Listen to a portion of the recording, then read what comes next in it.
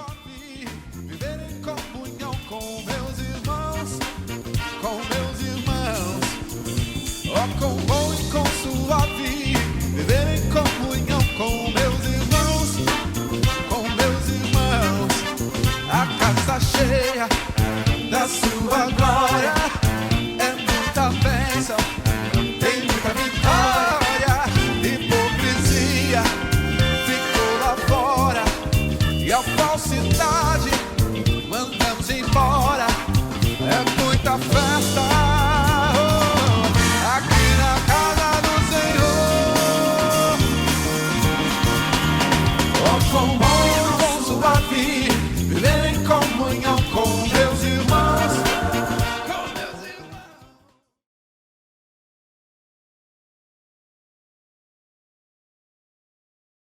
Boa noite a todos, graça e paz. Antes de começar, eu queria pedir perdão para vocês, não do que eu disse semana passada, mas da maneira como eu disse. A Bíblia diz que não é por força, nem por violência, mas é pelo meu Espírito, diz o Senhor dos Exércitos. E às vezes na ânsia de você ver uma pessoa no descanso de Cristo, da obra dele, às vezes nós queremos fazer o trabalho do Espírito Santo de Deus. Então eu quero pedir perdão para vocês da maneira como eu falei. E vamos caminhar mais um pouquinho nesse assunto sobre a santificação, a santidade. E eu queria mais uma vez orar com vocês. Curve a sua cabeça. Pai, nós colocamos esse momento diante do trono da Tua graça. Pedindo graça, pedindo misericórdia, pedindo revelação, Pai, da pessoa e obra de Cristo Jesus. Nós colocamos também, Pai, a vida do irmão Claudemir diante do Teu trono, pedindo a ele e a sua família a revelação da pessoa e obra de Cristo Jesus. Fala conosco, Pai, nessa noite, por meio da Tua palavra e por meio do Teu Santo Espírito, com o único propósito, a glorificação da bendita pessoa do Teu Filho. Pois é no nome dele, Pai, que nós oramos e agradecemos a Ti. Amém. Eu queria ler com vocês esse texto de 1 Tessalonicenses, capítulo 4, versículo 3 a 8 de novo. Ele é o nosso texto base.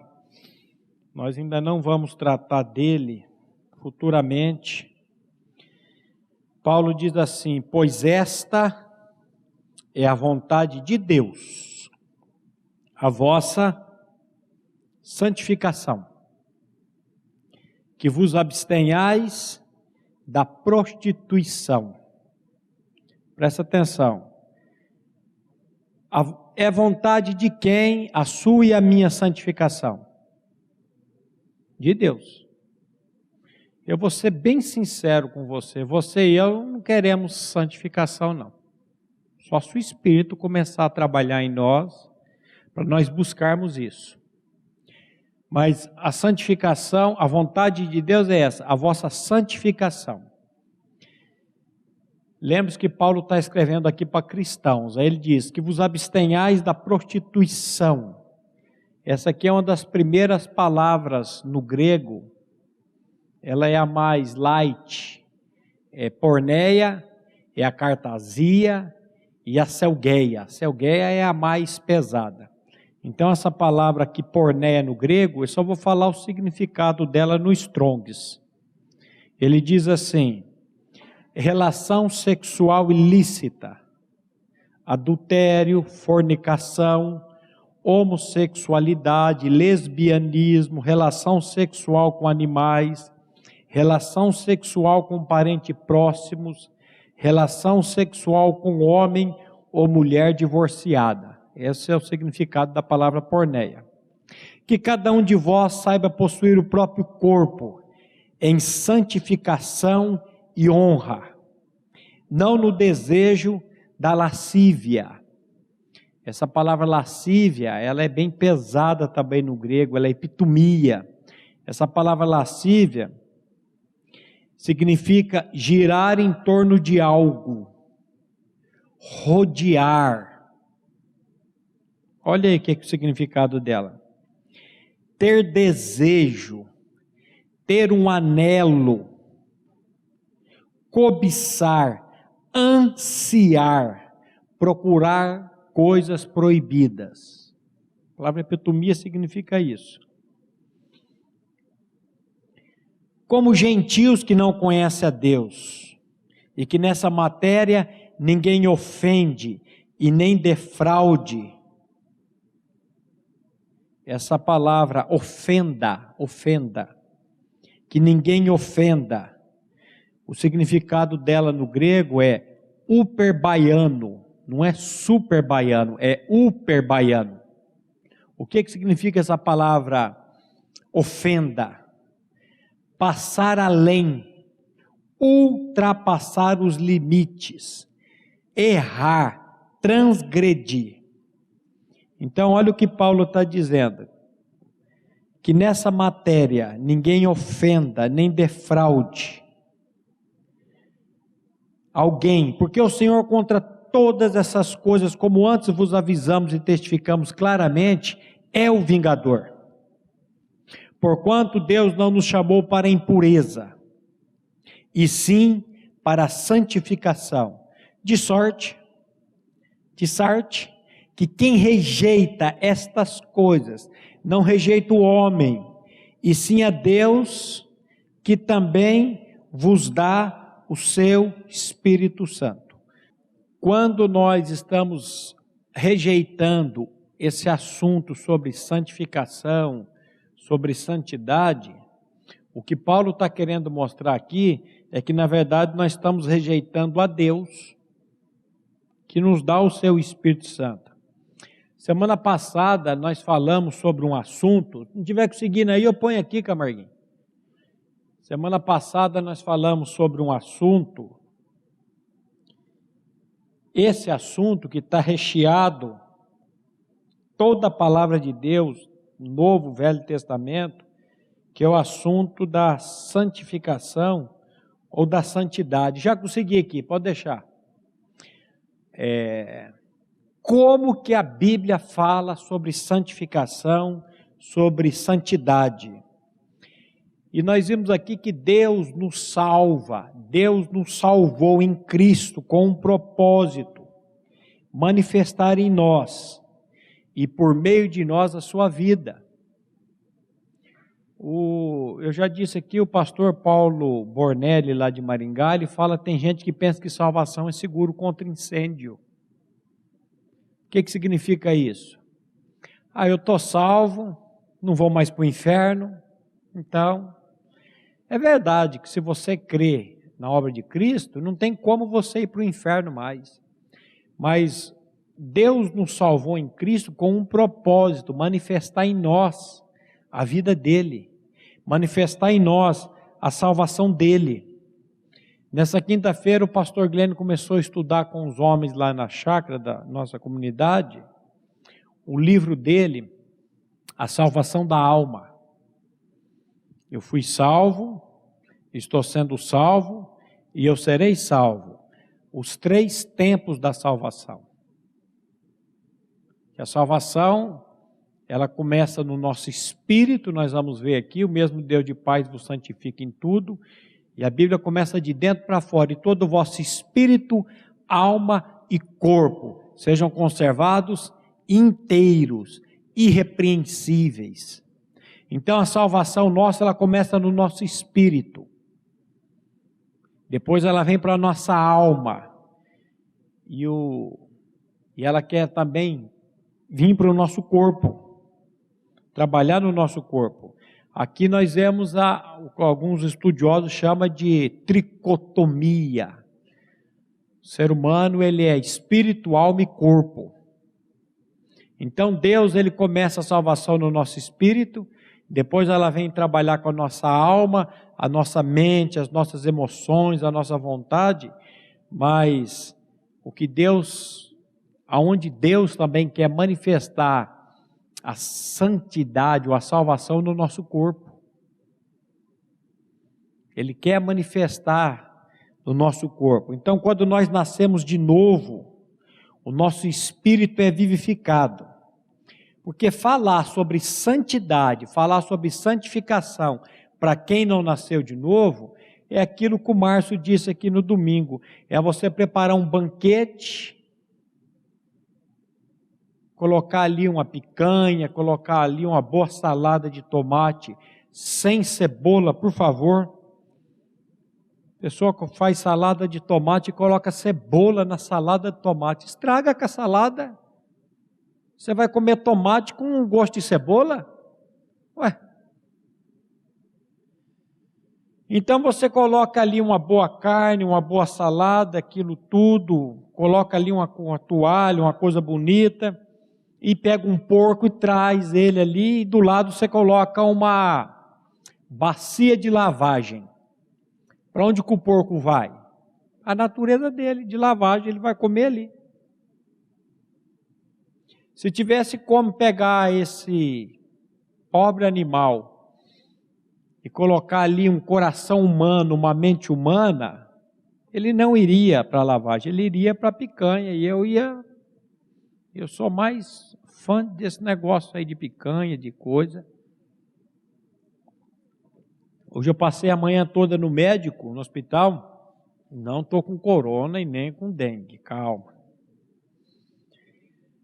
E comecei uma dor aqui ontem, terrível. Falei, devo ter quebrado a costela de novo. Fiquei lembrando o que eu fiz, não fiz nada. Hoje acordei pior, botei a roupa, minha mulher disse, você vai, vou para o hospital. Eu vou com você. Não, fica aí porque lá está perigoso. E o médico fez uma ultrassom ali, e vesícula biliar. Falei, vesícula biliar, o que é esse troço? Para que serve isso? Falou, você deve estar com uma pedra, vai ter que fazer uma cirurgia. Já deu o diagnóstico antes, deu. Ou é episósteres, que começa aqui também nessa região. Falei, doutor, episósteres, eu acho que pode descartar. Mas esse negócio da vesícula aí, vamos dar uma olhada. E ele descobriu que eu estou com barro na vesícula. Falou, você andou comendo muita gordura? Falei, eu? Comecei uma dieta aí, doutor, eu estou só nos bacon frito e ovo frito. Ele falou, é excesso de gordura. Então o senhor vai evitar de comer gordura. Eu saí do hospital, fui para casa, o churrasco já estava, o fogo já estava aceso. Coloquei a carne ali, mas tentei não comer tanta gordura, fui mais na proteína. Segunda-feira eu vou fazer outro ultrassom para ver como é que está o negócio aqui. Mas, gente, é questão de natureza. Falar sobre santidade, falar sobre santificação para quem não nasceu de novo, não adianta. Só tem um anseio, só tem uma fome por santidade quem nasceu de novo. O que é novo nascimento? É Deus colocar vida num espírito que estava morto.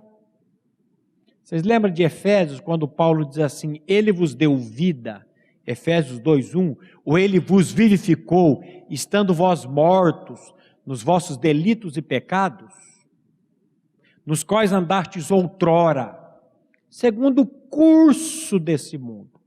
Esse mundo ele tem um curso, como um rio. Você já viu um rio que tem um curso? Tenta mudar um curso de um rio. É possível mudar um curso de um rio? É, mas dá um trabalho. Então, o ser humano, nós andamos segundo o curso do mundo, segundo o príncipe da potestade do ar, do espírito que agora opera no filho da desobediência. Então, o que precisa acontecer com essa pessoa? Ele precisa ser vivificado. O que é novo nascimento? É um milagre de Deus, um milagre que Deus faz na vida de uma pessoa, trazendo vida espiritual. Ele vos deu vida, estando vós mortos. O que é o Espírito? O Espírito é essa parte que você não pode ver, você não pode sentir, você não pode tocar. A Bíblia diz que o nosso espírito é eterno. E é no espírito nosso vivificado que o Espírito Santo de Deus vem trabalhar. Se você não foi vivificado no seu espírito, o Espírito Santo de Deus não tem como trabalhar no seu espírito. Simples assim. Quando você nasce de novo, o Espírito de Cristo vem habitar em você. Paulo vai dizer, se alguém não tem um Espírito de Cristo, esse tal não é dele. Você pode até pertencer à igreja, pertencer ao grupo dos jovens, participar, mas você você canta uma música dessa que nós cantamos aí agora, a música tão linda, né, tão maravilhosa, e você não consegue adentrar na melodia, você não consegue adentrar na realidade que está sendo dita ali. Quem tem um Espírito entra, e aí é uma coisa maravilhosa, e é só Deus que faz isso, no tempo dele, nós não entendemos como é que ele faz isso. Então eu preciso desse Espírito de Deus, para que o Espírito Santo venha trabalhar comigo. Paulo vai dizer isso lá em 1 Coríntios capítulo 2, versículo 11 e 12. Olha o que Paulo diz aqui. 1 Coríntios 2, 11 e 12. Porque qual dos homens sabe as coisas do homem, senão o seu próprio espírito que nele está? Assim também as coisas de Deus, ninguém as conhece, senão o Espírito de Deus. Ora, nós não temos recebido o Espírito do mundo, e sim o Espírito que vem de Deus, para que conheçamos o que por Deus nos foi dado, de que maneira? Gratuitamente. Ou você tem o Espírito do mundo, ou você tem o Espírito de Deus. Simples assim. E aí o que acontece? Pelo novo nascimento eu recebo o Espírito de Deus, o Espírito de Cristo, e aí ele vai comunicar, ele vai falar comigo, ele vai tratar.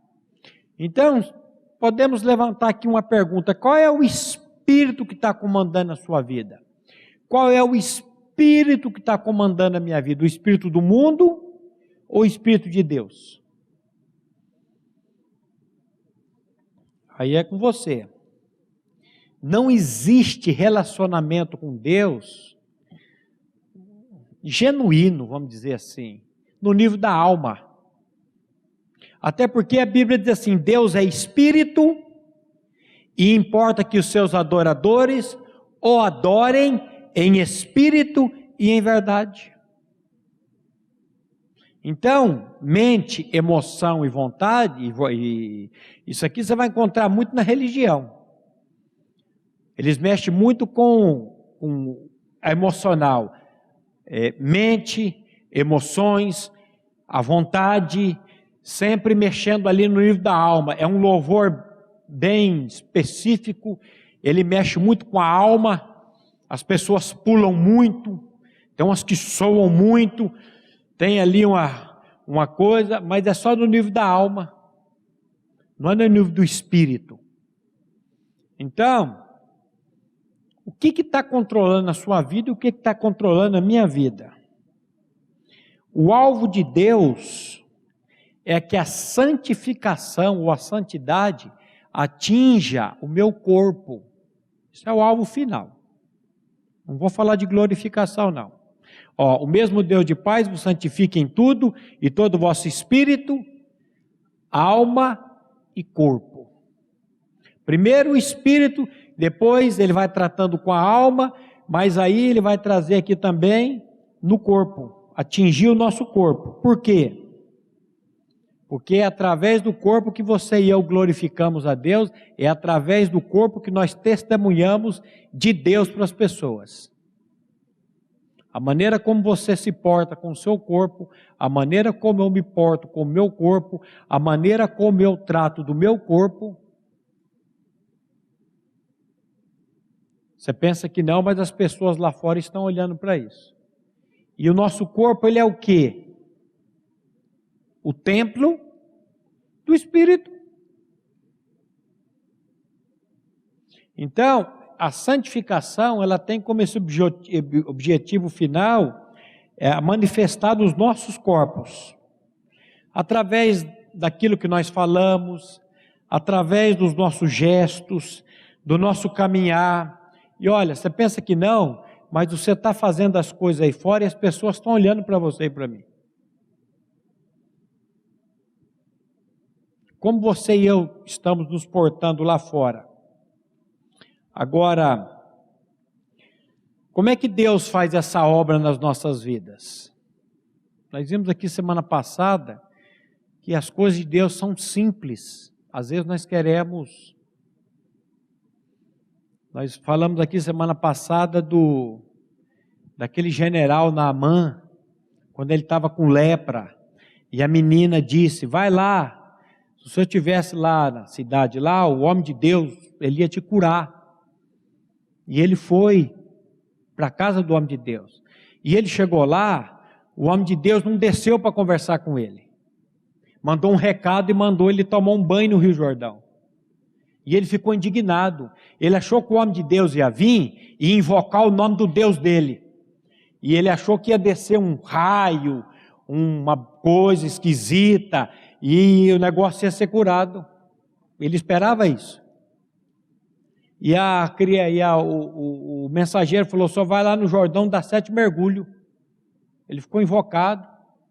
Aí a criada falou, escuta, vai lá, o homem não falou, ele foi, fez, o negócio funcionou.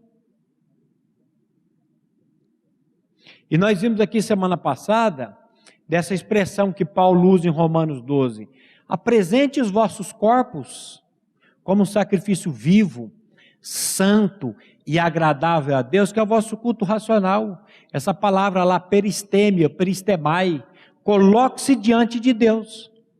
Os vossos membros, ofereça os vossos membros, ofereça os vossos corpos a Deus. Simples. É você ir lá no teu quarto, lá no seu canto, e se colocar diante de Deus, dizendo, Deus, eu estou aqui. E eu quero me oferecer a Ti, os meus membros, os meus corpos, tudo, nós falamos aqui semana passada. Lembra daquilo que Paulo diz para os coríntios? Eu temo que assim como a serpente enganou a Eva, com a sua astúcia, de alguma maneira sejam corrompidos o quê? A vossa mente, os vossos entendimentos, e vocês se apartem da simplicidade e purezas que são devidas a Cristo. Gente, as coisas de Deus é simples, até porque senão, quem quer ser salvo? Só os estudiosos, os teólogos, os pastores? Como é que o povo ia ser salvo? As coisas de Deus são simples. E nós precisamos, em obediência, fazer isso. Colocar diante de Deus os nossos problemas, nossas angústias. Essa semana você passou por problemas, você passou por dificuldades. Eu conversei com uma irmã aqui uns tempo atrás, e ela estava com um problema com a família, sério. E ela estava em xeque, ela estava em dúvida. Mas espera lá, se eu fosse nascida de novo, eu não ia estar com esse ódio, eu não ia estar com essa... Aí nós fomos tratar com ela... Quando Paulo diz, fazei, pois, morrer a vossa natureza terrena. E uma das palavras que aparece lá é tumos, no grego. Sabe o que é tumos? É fúria, é a brasa aquecida, é aquela coisa que você tem hora que você perde a estribeira. E você fala o que não deveria ter falado, faz o que não deveria ter feito. E aí tem aquele pesar. E aí o que nós temos que fazer na prática? O que a Bíblia manda a gente fazer? A Bíblia não diz assim, levando sempre, por toda parte, o quê? O morrer. ou a mortificação de Cristo. Para quê? Para que a vida dele se manifeste também em nossos corpos mortais. O que nós precisamos fazer? Prático, que as coisas de Deus são práticas. Eu preciso levar o morrer de Cristo, confessando a palavra. Como é que eu faço para levar o morrer de Cristo na prática? Você vai pegar Gálatas 2:20 e você vai começar a confessar essa palavra. O que está escrito lá? Em Gálatas 2:20, vocês lembram? Eu estou crucificado com Cristo, e vivo não mais eu, mas Cristo vive em mim. Se você crê que Cristo realmente vive em você, a sua oração diária tem que ser essa: Senhor, manifesta em mim a tua santidade. Senhor, manifesta em mim aquilo que tu és. Senhor, manifesta a sua santidade no meu corpo mortal. E quando você faz isso, você vai ver que a palavra vai operando, a palavra vai fazendo, vai mexendo. Então, é colocar-se diante de Deus. E Ele vai operando, Ele vai fazendo para a glória dEle. Lá em Efésios 4, 17 a 24, o apóstolo Paulo vai tratar sobre esse assunto também. Olha como é que ele começa aqui, Efésios 4, 17 a 24. Isto, portanto, digo, e no Senhor testifico, que não mais andeis como andam os gentios, na vaidade dos seus próprios pensamentos. Você lembra que lá no texto de Tessalonicenses 4, que nós lemos no início, ele vai falar da mesma coisa. Gentios, ele vai falar, não andeis mais. Olha o que ele está dizendo aqui. Testifico que não mais andeis como andam os gentios, na vaidade dos seus próprios pensamentos, obscurecidos de entendimento, alheios à vida de Deus, por causa da ignorância em que vivem, pela dureza do seu coração, os quais, tendo se tornado insensíveis, se entregaram à dissolução. Essa palavra dissolução aqui é a terceira palavra para pecado sexual, é a selgueia, é a mais pesada. Para que com avidez cometerem toda sorte de impureza. Mas não foi assim que aprendestes a Cristo, se é que de fato o tendes ouvido, e nele foste instruídos, segundo é a verdade em Jesus, no sentido de que, quanto ao trato passado, vos despojeis do velho homem, que se corrompe segundo as concupiscências do engano, e vos renoveis do espírito do vosso entendimento, e vos revistais do novo homem, criado segundo Deus, em justiça e retidão, procedentes da verdade. Aquele moço que vem aqui, como é que é o nome dele, que ele usa uns alagadores? Fabrício. Quinta-feira lá no estudo dos homens, o pastor Glênio começou a falar disso, e ele estava meio inquieto, ele falou, essa desgraça desse velho homem não morre. Eu falei, não, o velho homem já morreu. Ele já morreu. Mas ele está dizendo aqui, ó, vos despojeis do velho homem. O que é despojar? O que é despojo? Tirar do morto. Se o Gui cair duro aqui agora e morrer, e eu arrancar esse relógio dele, eu não estou furtando e nem roubando. Apesar que acho que a esposa dele está aí, né? Mas é despojo, morreu. Despojar é tirar do morto. Então quem pode despojar é só quem morreu com Cristo. Só quem crê na sua atração, morte e ressurreição em Cristo Jesus. Aí ele está dizendo aqui, despojai-vos do velho homem, que se corrompe segundo as concupiscências do engano, e vos renoveis do espírito do vosso entendimento, e vos revistais do novo homem criado segundo Deus, em justiça e retidão, procedentes da verdade. O apóstolo João, ele que foi chamado do apóstolo do amor, ele pegou muito pesado também. Ele vai falar muitas coisas pesadas. Olha o que ele diz aqui em 1 João capítulo 1, versículos 5 e 6. Ele vai dizer praticamente a mesma coisa. Ele diz assim: ora, a mensagem que da parte dele temos ouvido e vos anunciamos é esta, que Deus é luz, e não há nele treva nenhuma. Se dissermos que mantemos comunhão com ele e andarmos nas trevas, mentimos e não praticamos a verdade. Olha aqui que coisa pesada. Você que se diz cristão e vive andando nas trevas, sabe o que o João está dizendo? Você é mentiroso. Você é mentiroso. Olha o capítulo 2, versículo 4. Ele vai pegar mais pesado ainda. Aquele que diz, 1 João 2,4, aquele que diz, eu o conheço, e não guarda os seus mandamentos, é mentiroso, e nele não está a verdade. Se você diz que você conhece ele, que você ama ele, mas você não guarda os mandamentos dele, você é mentiroso, eu sou mentiroso. Agora lembre que Jesus diz que os mandamentos dele não são penosos. Como que não é penoso? É tão difícil cumprir os mandamentos. É se você for na força do seu bíceps. Se você for na sua força.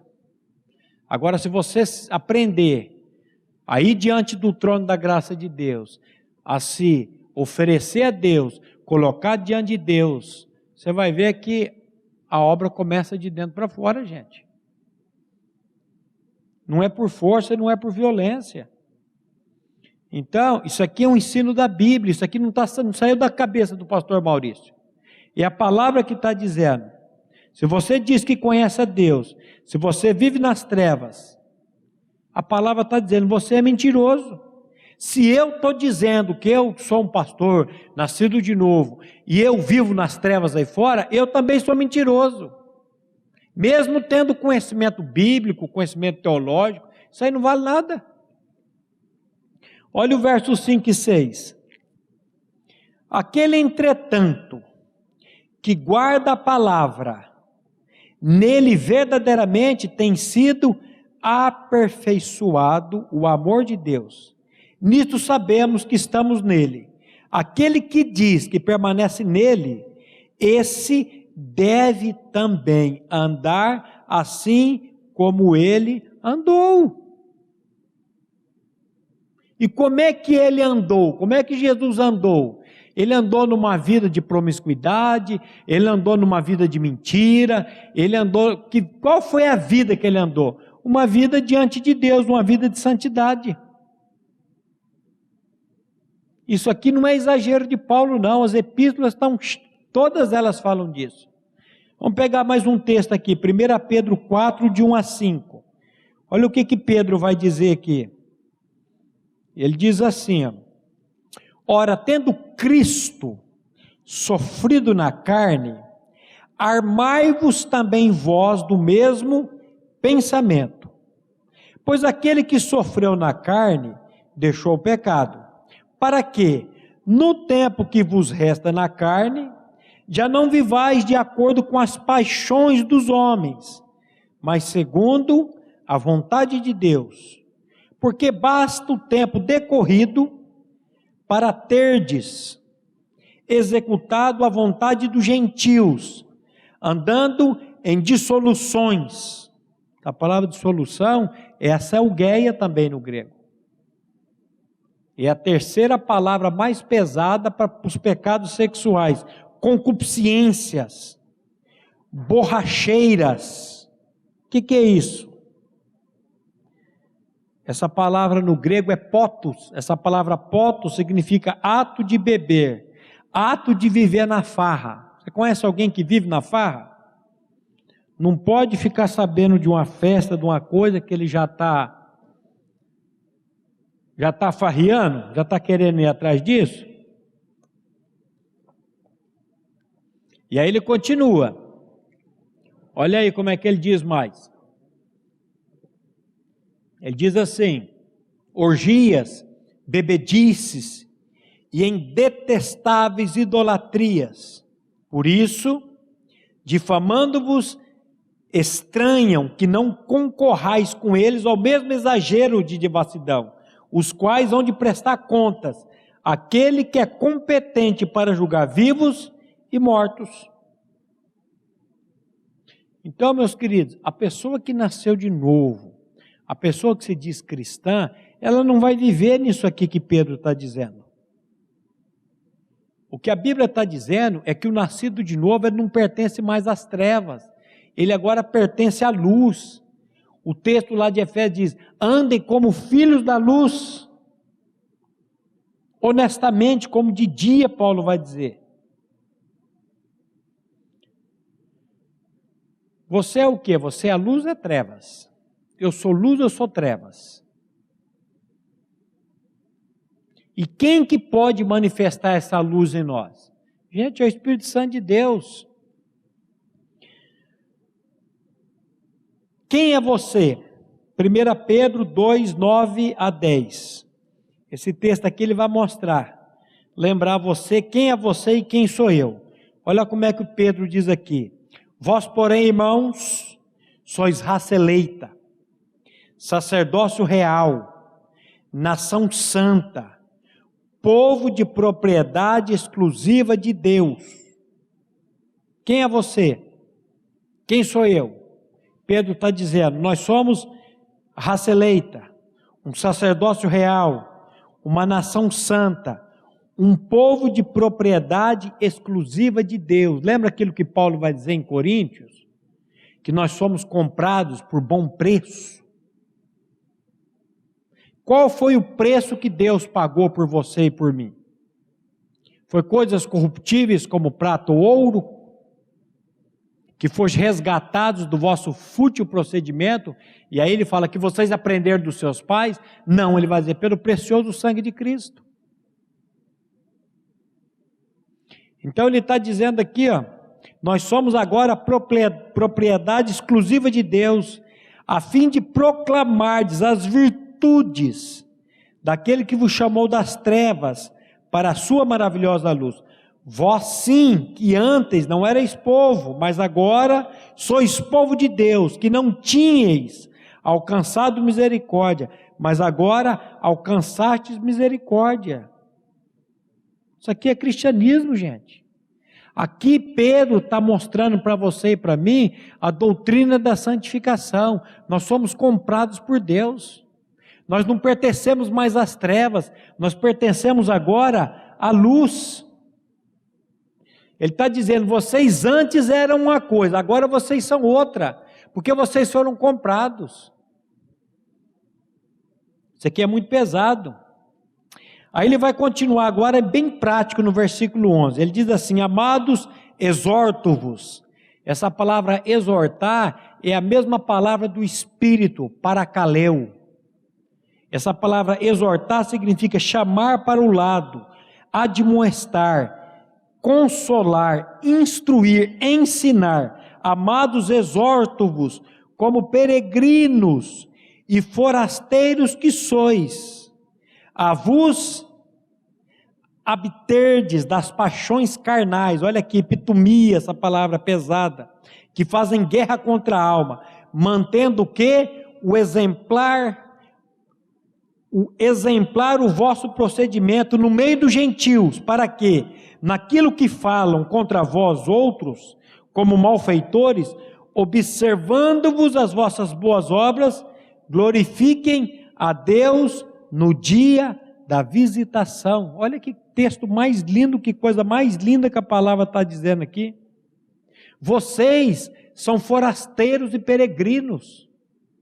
Lembra daquilo que Jesus diz? Vós estáis do mundo, mas vós não sois do mundo. Antes do mundo eu vos escolhi. Vocês acreditam em ET? Estão rindo? Então pode acreditar. Vocês estão olhando para um ET aqui. Não que eu tenha vindo de outro planeta, mas é que eu não pertenço mais a esse mundo. Eu estou no mundo, mas não pertenço mais a ele. O povo está morrendo de medo. Hoje lá na Modelex nós tratamos sobre aquele texto do Salmo 112. Não se atemorizará o meu coração com as más notícias. Vocês estão com medo do quê? De dengue, de coronavírus? Do que vocês estão com medo? Vocês estão apavorando com o quê? Se Cristo é a nossa vida, para onde que vocês estão olhando? O salmista diz, 1000 cairão ao teu lado, 10.000 à tua direita, mas tu não serás atingido. E se Deus quiser que você morra de dengue, você vai morrer. Se quiser que você morra de coronavírus, você vai morrer. Se quiser que morra com barro na vesícula biliar, vai morrer também. Agora, nós não pertencemos mais a esse mundo, nós pertencemos a Deus, nós somos comprados por Ele, nós somos forasteiros, nós somos peregrinos, e Ele está dizendo aqui, vocês como forasteiros, vocês como peregrinos, vocês precisam se abster dessas paixões que fazem guerra contra a alma, mantendo um exemplar, o vosso procedimento, no meio dos gentios. Quando você está lá com um amigo da faculdade, quando você encontra um amigo aí na balada, como é que é o teu procedimento lá? É o mesmo do mundo ou você tem outro procedimento? Você entra na mesma conversa deles? Ele está dizendo aqui, nós temos que ter agora um exemplo, nós temos que ser aqui exemplos. O nosso procedimento no meio dele, naquilo que fala mal contra vós, como malfeitores. Engraçado isso, porque quando você começa a fazer o bem, quando você começa a trazer a luz para aquele que está nas trevas, ele vai te considerar o teu inimigo. Mas sabe o que vai acontecer aqui? A Bíblia diz que ele vai observar as suas boas obras e vai glorificar a Deus no dia da visitação. Olha que coisa linda. A realidade do cristão agora é essa, ele é peregrino, ele é forasteiro. Então, meu querido, quem é você? Você sabe quem você é em Cristo? Porque se você sabe quem você é, meu irmão, olha aquele texto, para a gente já encerrar, de Apocalipse 22:11. Ele vai dizer aqui, Apocalipse 22:11. Continue o injusto fazendo o quê? Justiça? Não, injustiça. Como é que o injusto vai fazer justiça? Continue o injusto fazendo injustiça. Continue o imundo ainda sendo imundo. O justo continue na prática da justiça. E o santo continue a santificar-se. O salmista vai dizer assim, quanto aos santos que há no mundo, esses são os meus notáveis, em quem eu tenho todo o prazer. Gente, santo quer andar com santo. Que conversa é essa que você se diz santo e você sai e vai lá para os amigos lá da faculdade e lá você sabe que vai ter bebida, lá você sabe que vai ter uma série de coisas e você vai entrar na dança juntamente com eles?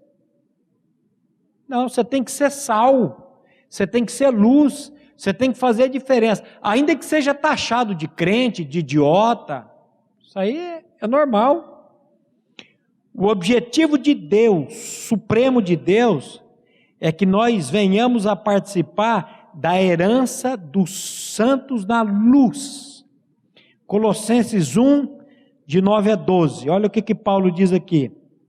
Por esta razão, também nós, desde o dia em que ouvimos, não cessamos de orar por vós, e de pedir que transbordeis no pleno conhecimento da sua vontade, em toda sabedoria e entendimento espiritual, a fim de viverdes de modo digno do Senhor, para o seu inteiro agrado, frutificando em toda boa obra e crescendo no pleno conhecimento de Deus, sendo fortalecidos com todo o poder segundo a força da sua glória, em toda perseverança e longanimidade, com alegria, dando graças ao Pai que nos fez idôneos, a parte que vos cabe da herança dos santos na luz. Essa é a parte que cabe para você e para mim, a parte da herança dos santos na luz. O que você é? O que eu sou? Eu sou o que a palavra de Deus diz que eu sou. E eu estou crescendo nesse conhecimento desse Deus, no conhecimento dessa palavra, para que a cada dia, lembra aquilo que quando João explica santidade no capítulo 3, no versículo 30, ele diz assim: importa que Cristo cresça e eu diminua, não é o contrário.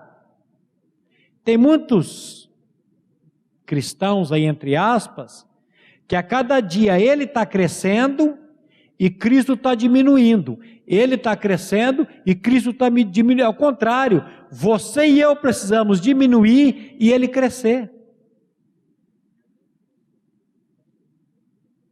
Às vezes você não precisa abrir a boca e falar que você é cristão. O seu procedimento, a sua maneira de se portar, a maneira de se vestir, a pessoa vai dizer: tem alguma coisa diferente no João. Tem alguma coisa diferente nesse moço. E aí as pessoas vão vir, escuta. Aí fala: é Cristo. Você vai testemunhar.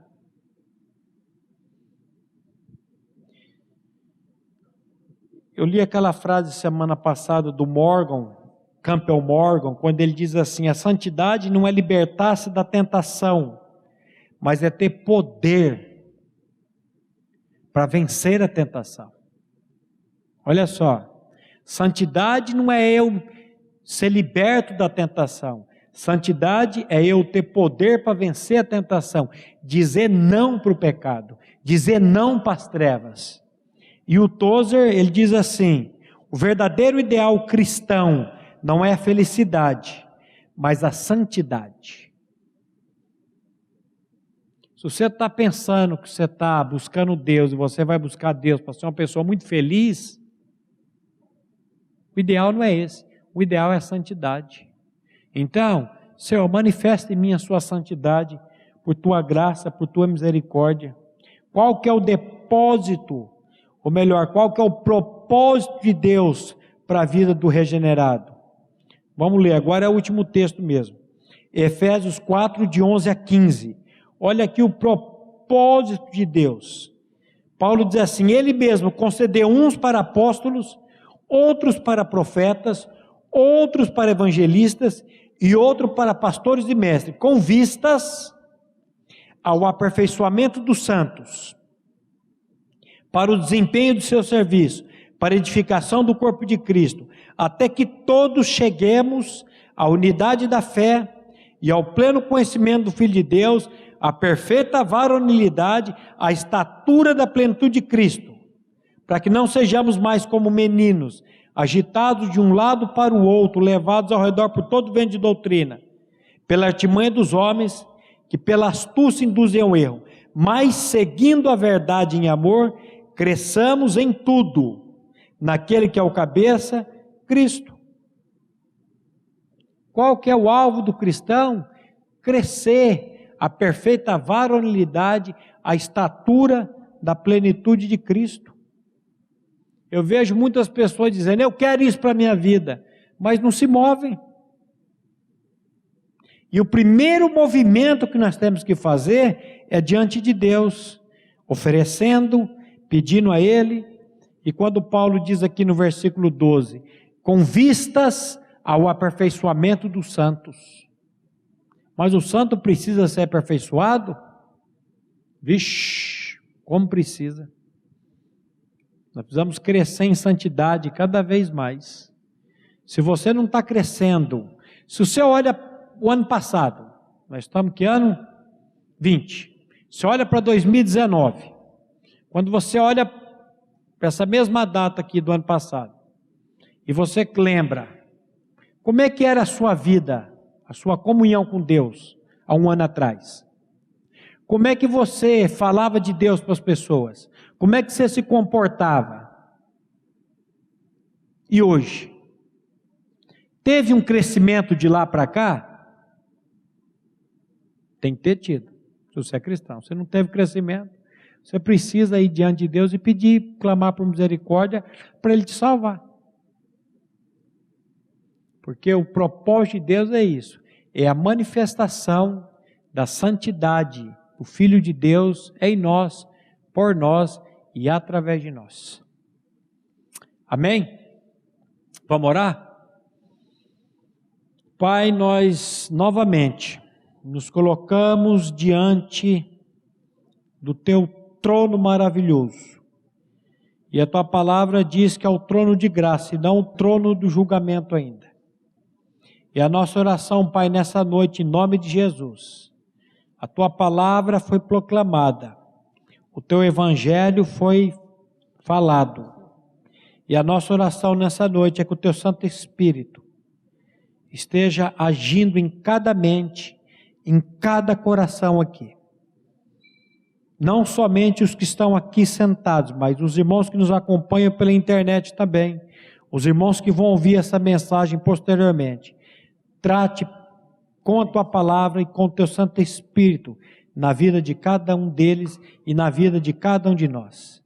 Pai, o desejo do meu coração, e eu espero que seja o desejo do coração de cada jovem aqui nessa noite, é Te conhecer mais e mais, é conhecer a Ti como o único Deus verdadeiro e a Jesus Cristo, Teu Filho, a quem enviaste.